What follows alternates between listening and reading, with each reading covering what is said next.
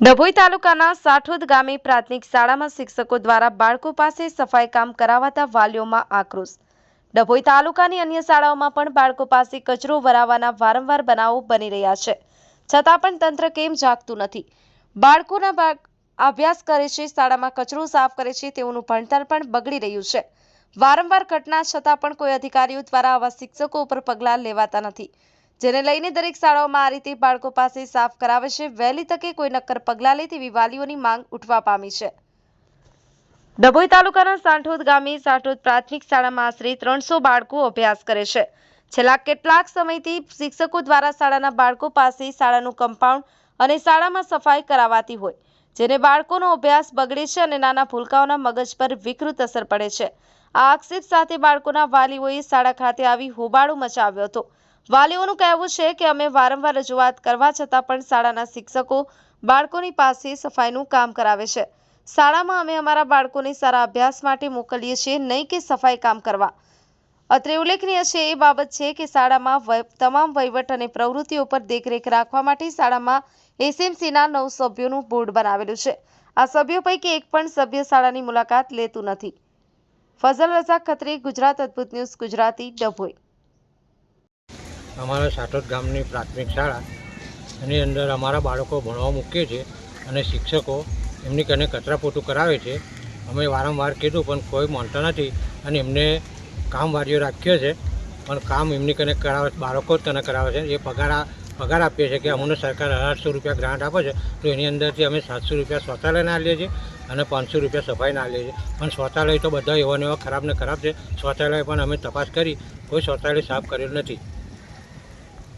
આથી કરીને અમે વારંવાર કીધું 6 મહિનાથી, પણ હજુ અમારા જે પ્રિન્સિપાલ ખરા, પ્રિન્સિપાલ કોઈ આચાર્ય સાંભળતા નથી અમારું।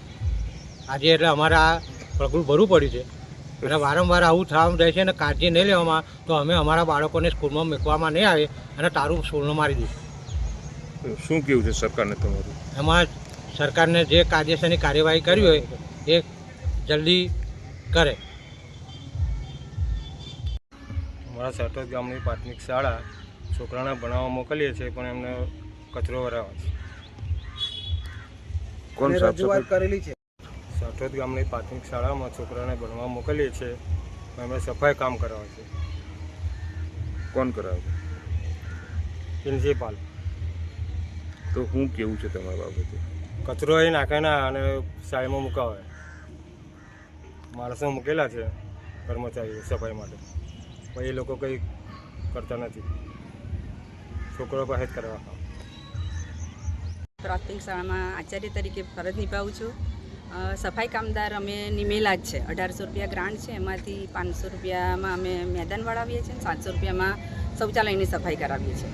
પરંતુ સફાઈ કામદાર સફાઈ કર્યા પછી ગામ મેદાનમાં ઝાડ પણ એટલા બધા છે ને પાનખર ઋતુય છે, એટલે કાયમી પાંદડા એટલા બધા પડે છે અને વાંદરાનો ત્રાસ એટલો બધો છે, એટલે થોડીક જ વારમાં આખું મેદાન ગંદુ થઈ જાય છે। તો આખો દિવસ ગંદકી રહે તો પછી સફાઈ કર્મચારી તો એક જ વાર સફાઈ કરીને જતું રહે, પછી આખો દિવસનું સફાઈનું શું? અને બાળકો તો નાના છે, એક ઘર હોય એમાં જ એની મમ્મીએ જો 4-5 વાર વાળવું પડતું હોય તો આખો દિવસ 300 બાળકોનો કચરો તો પડવાનો જ। એટલે બાળકોમાં જો થોડું ઘણું એ સાફ કરે અને એનો જ કચરો ઉઠાવે તો મારા મત મુજબ કદાચ ભલે આમ એવું લાગતું હશે કે ગુનો છે, પણ સફાઈ પછી આખો દિવસ તો પછી એવું કરવું પડે કે જેવી રીતે શિક્ષકની નિમણૂક કરે છે એવી રીતે સફાઈ કર્મચારી પણ અમને આખો દિવસનો મળે તો પછી આ પ્રોબ્લેમનું સોલ્યુશન કાયમી આવી જાય।